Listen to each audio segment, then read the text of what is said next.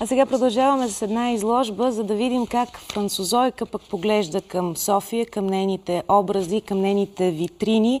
Изложбата е на Изабел Любастрар. София е невероятен терен за нетърпеливото ми вдъхновение, разказва Изабел Любастар, която никога не е изучавала фотографско изкуство, но това не й пречи да пресъздаде пред фонтаните на Народния театър Иван Вазов своя нетрадиционен поглед върху историята на нашата столица. Снимките на отраженията във витрините на Витошка разказват и се преживяват. Аз виждам два свята, когато поглеждам витрините на Витошка. Аз виждам реалния свят и това, което е зад витрината.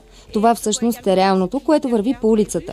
И като виждам тези два свята, аз правя една композиция между двете състояния. И за мен това именно е изразено в тази изложба. Това не са обичайните туристически или репортерски кадри. Това са поетични истории за двобоя на действителността с идеала, налаган от витрините. Жена 0%, лице за паметника, въздушно излягане са само част от играта на думи и фотоси, които пресъздават столичните улици. Аз също съм и поет. И когато гледам това, което се отразява във витрината, аз мисля и поезия. И за мен това е една поетична картина, която виждам в отражението.